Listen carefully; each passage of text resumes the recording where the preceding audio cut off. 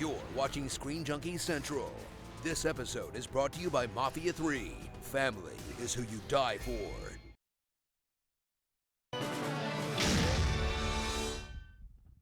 Andy Signor. Al Rudnick. And you guys, what's going on? Screen Junkies Central. Live in San Diego. Can I just do one thing? When I say Screen Junkies, you say Central. Screen Junkies. Central. Yeah, energy. Energy. Are you feeling it? You having a good con, Andy? I am. I'm just getting tired. This is a big experience, this con. We've been doing so much fun stuff. I'm even losing my voice. I know. You're going to have to take you to the hospital I and know, put fluids back in you. These guys are just energizing me. Yes, thank you for being here. I'm so excited. Wow, we got a cool panel coming up right now. I'm so excited. Oh boy. We have some of the folks behind the show, American Dad. Make some noise, you guys. Yeah! Andy, should we introduce our special guest? Let's do it. Let's do it. All right, we have writer and creator of the show, Matt WEITZMAN. Oh, Nice. energy. Nice. The voice of Steve Scott Grimes. No, don't do it. Anywhere you want. Great. And the voice of Francine, Wendy Schaal. And the voice of Haley, RACHAEL MacFarlane.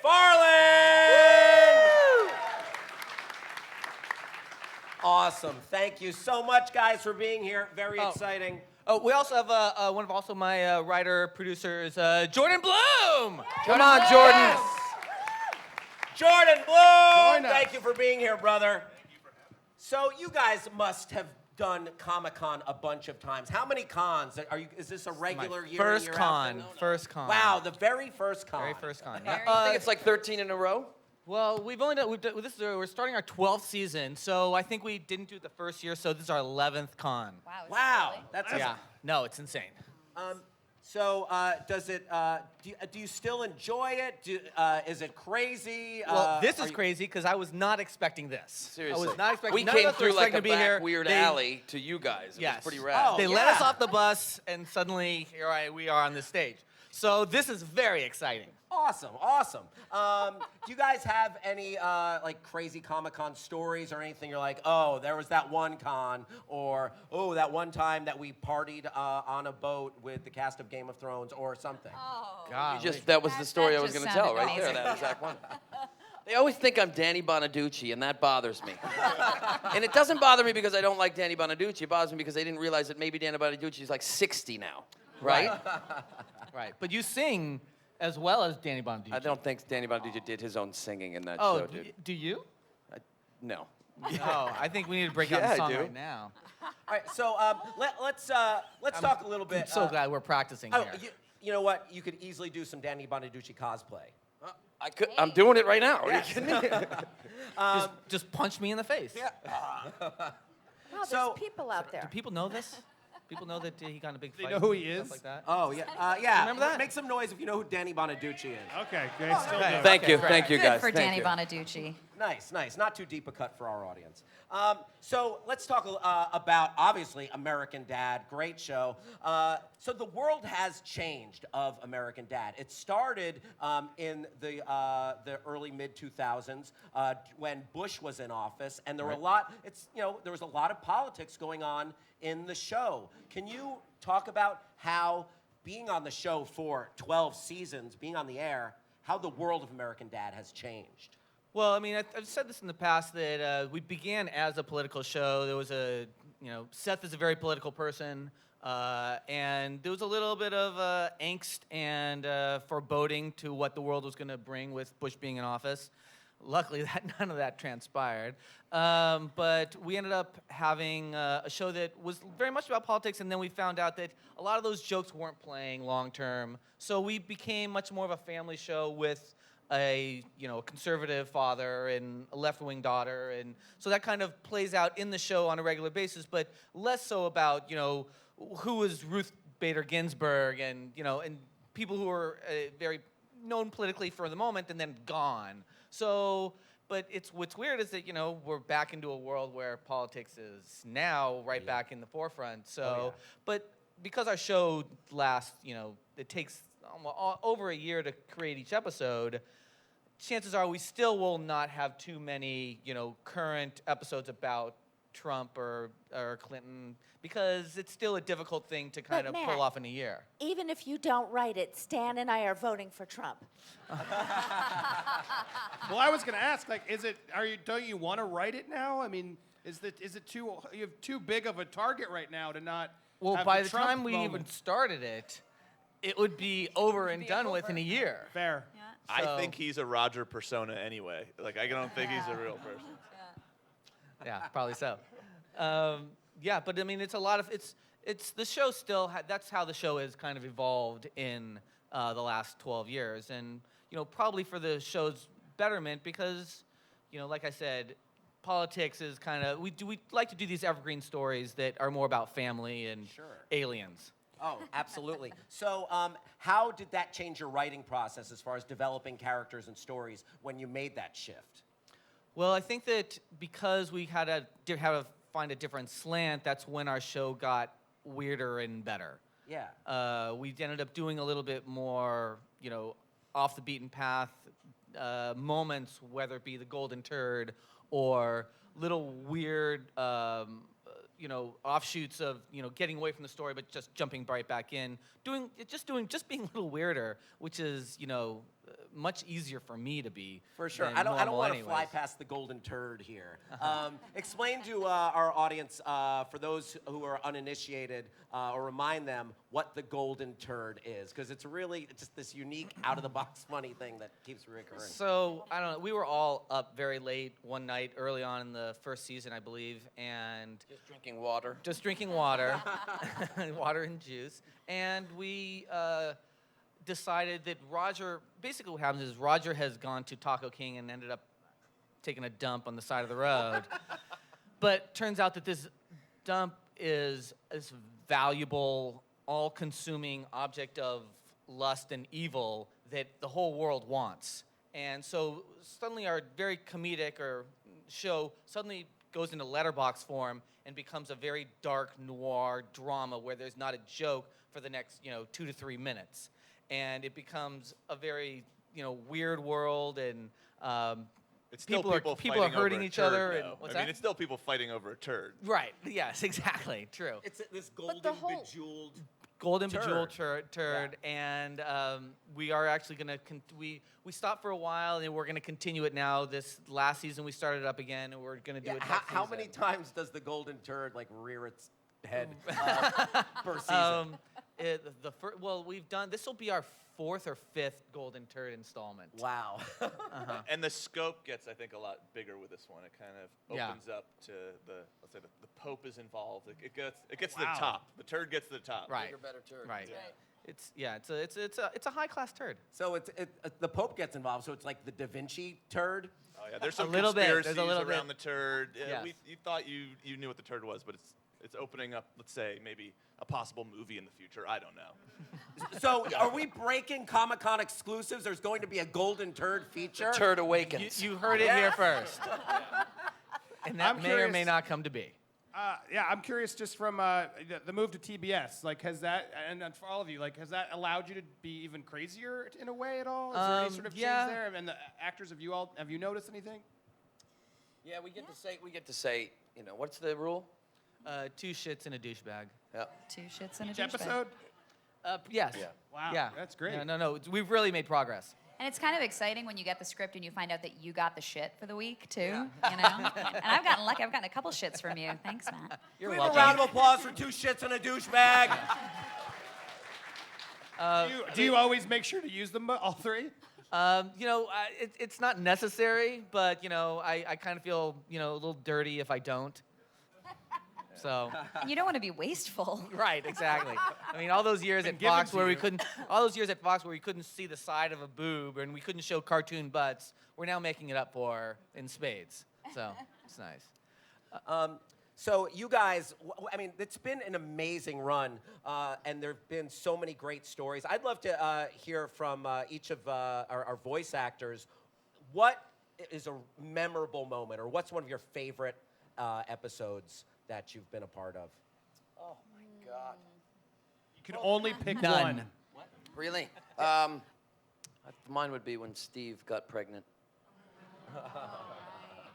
And Yeah. I'm amalgamating 2 episodes because there was also an episode where Steve had sex with Roger, but Roger was in some avatar, right? With a fake vagina. But he didn't get pregnant from Roger's fake vagina, right? Or No, wouldn't that make was any actually sense. Snot. That was actually Snot who had sex with okay. See? Roger. Yeah. But yes, when Steve got pregnant, because I've really kind of got to live. Scott Grimes got to live through that a little bit, you know, and Wow. experience that. You became a little bit I more did. sensitive, I sure did. understanding. I sure did. Wow. No, Yeah. That's I've, beautiful. I've been trying to we're trying to figure out how to bring that child back.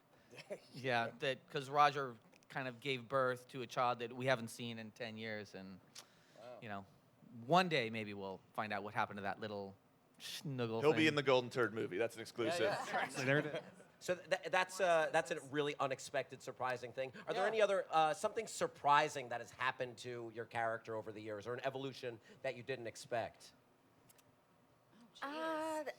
There was an episode where it turns out that Francine fell down a well as a child. I don't know if all of you remember that. It was a real life happening. And help me out with this. I mean, when we get asked these questions, I always feel like it's like cramming for a test. Like, yeah. So she comes back and they're gonna relive, or they want to know what she's done with her life, and Right. she's all nervous that she hasn't done anything memorable with her life. So was that the? I might be mixing them up. Is that when I know? When what? Is that when she finds the giant squid? Was that in terms? No, that was not the same episode. Well, I love that you think that it is. No, Francine's been searching for purpose, I think, since the beginning. Yeah, right. But no, that was when. But there was some big thing that. It's been a lot of seasons. She- It's There've fair. been- yeah. No, we're by the end over of this two- next season, we'll have 256 episodes or something. So. Curious, you're bringing this up because we just talked to the guys from Family Guy. Like, do you ever worry of repeating yourself? Like, they were talking about that. Like, how do you? Is there? Do you notice that where you're like, do you forget? If we don't forget repeat ourselves, I feel again bad about ourselves. No. I mean, there's always moments where you're thinking, you know, we have to change this. I mean, you end up mixing up characters. Because you do. I mean, Stan can only get frustrated with his son so many times. We've told that story a number of times, and we try to, you know, mix it up a little bit and find different elements within that. But you kind of can't help yourself because we are a family show, and unless, you know, Haley has a baby or something like that, which she's going to try to do next season, then, you know, unless we're adding more elements into the show, then you can't help but do a degree of repeating yourself. But we try to do it as little as possible. Luckily, Roger, you know, because he opens up so many doors with being so many different personas, helps to kind of differentiate every episode. But, you know, I feel I'm kind of rambling right now, but yeah.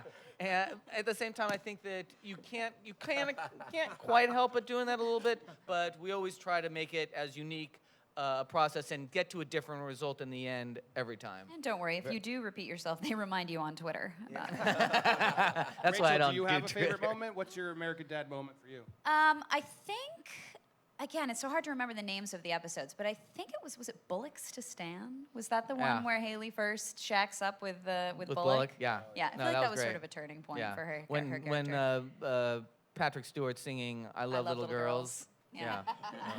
We had a question about Patrick Stewart actually. Have you guys seen Green Room? I I have. have not seen He's Green Room. he's really mean and evil terrifying. and terrifying. Is that? I'm just curious if you, because he's so silly and on the show Yeah, here. no, that's his real person. Yeah. Terrifying man. I mean, it's It's scary. fun to it's see him very take that scary to turn see it. on the show. No, he's super charming and you know, What could is that not like be- working with him? I mean, It's very intimidating. Picard. I mean, come Yeah, on. no, it's. And Professor X, so Professor I X. geek out every time. I mean, Yeah, there's- recently, and I probably Yeah, go. shouldn't say this, but You should. when he records, he's usually on the phone. You hear him in the speakers because he was wherever he is. And we were recording. I just happened to be in the booth, and he was in New Orleans. Am I even allowed to say this? Yeah, right. Yeah. And he said, And we said, oh, what are you doing in New Orleans? And he says, he's I'm in the doing the Wolverine new, movie. yes, okay, good. So he says, I'm doing the new Wolverine movie. And then we said, oh, how's it going? He's like, I'm not even allowed to, I shouldn't have even told you that. And I was like, I was just a big I love nerd. that you were going to tell us anyway. Yeah. That's awesome. Because it's just please us tweet here, that, right? Please. Us. We're not streaming. Hey, Scott, I wanted to ask you. I heard through the grapevine that you went through one of your toughest challenges as an actor this past season, playing R. Kelly. On Yeah, the show. man. This is, so we, you know, you guys know we've done a lot of musical episodes. Yes. Which I love. But they wrote this, you know, I never heard the song. It's Trapped in the Trapped Closet. in the Closet, Right. which is like this Several epic parts. series Yeah, of videos. so we did It's six. it's like a rap opera. Yeah, and we did 6, so Steve's trapped in it already aired, but Steve's trapped in a locker. And but what made it difficult wasn't just the singing, it was every character that Steve is describing, he has to do the voice. His version of it. So he's like, and Principal Lewis came in the door. He's like, hey, what's up? I had to do his voice. I had to do Snot's voice. I had to do that. Wow. And with the kind of, that song is like, 3:47 in The the song is like just afternoon. talking, like, yeah, it's so weird. But he'll tell you, I flaked, canceled, pretended I was sick for 2 months. Because here's what you shouldn't do. Never have the guy that did the demo be better than you are. So they sent me this thing, the guy that wrote it, Asa Taccone, Asa Taccone, yeah. is so good It's part of Lonely Island. that I was like, how am I gonna go in and be better? So I kept canceling and being like, no, and he finally, it's the only time you and I ever argue, because you're like, get your fucking ass in here, dude. We have to do this. We have a deadline. I can be very mean. And I went in, and it was tough, but I'm glad we did it. But I memorized it for some weird reason, like I could do it on Broadway. And they're like, no, dude, it's right there, and do we it can right punch now? in if you want. I know the first one. Wow. I know the first one if I can remember it. 3:47 in the afternoon. I should be doing my homework inside my own room, but bad luck got me all messed up. I'm in the locker room and now I'm stuck. See, I'm a goner now, yeah. That was awesome. Oh, yeah. yes. Yeah. That's beautiful. See, I was walking. Like, you are ready for Broadway. Right, it feels like it, man. Rachel, I know you're a wonderful singer yourself. Oh God, I don't want to follow that. That was incredible. Let me ask you this, because you have a great voice. Thank and, you. Yeah, and you're kind of from a musical family, because Seth is a song and dance He's man. okay. Yeah, what's that? But he's all right. He's all right. But like, how did that, like, these siblings with all of this musical talent, how'd that come about? Like, growing up, were you guys Well, doing musicals together, or I what? mean, yeah, seriously. We started when we were about 5. Our town had this incredible program where, I mean, no joke, I think I was 6 and he was 8 and we were doing Gilbert and Sullivan. No. Like, I'm not even kidding. Yeah, I think the first show I did was Pirates of Penzance, HMS Pinafore, The Sorcerer. Like, seriously, when we were little, we were learning these really complex harmonies. And that's where we kind of, I feel like, got our ears. And our parents can sing too, so it's in the Wow. genes. Yeah, but that's what it was. That's yeah. amazing. I know. Marty Holcomb in Kent, Connecticut. She's the one that we can give credit to. She's got a great record you guys should get. Oh, It's Haley Sings, and it's stop. And awesome. then also an additional to, there's Haley Sings, and That's it for then there's- now.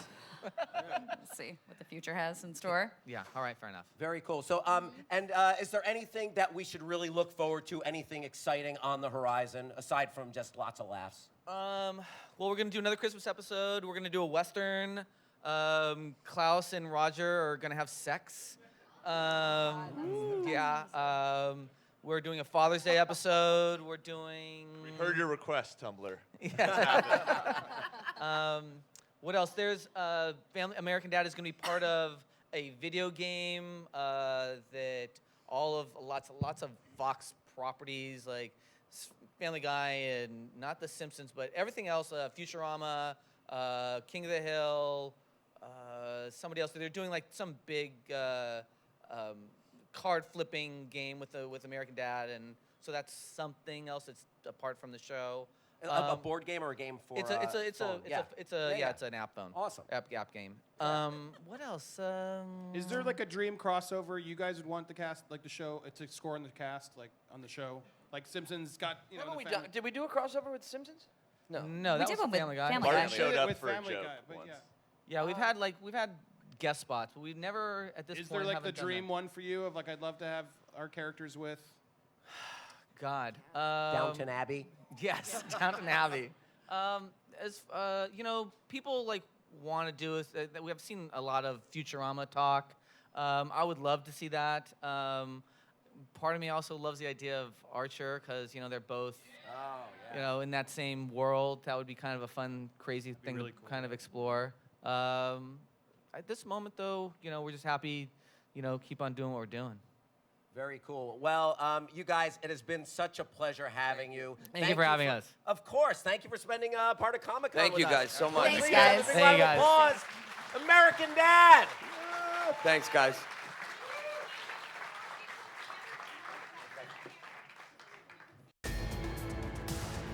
Thanks again to Mafia 3 for sponsoring this episode.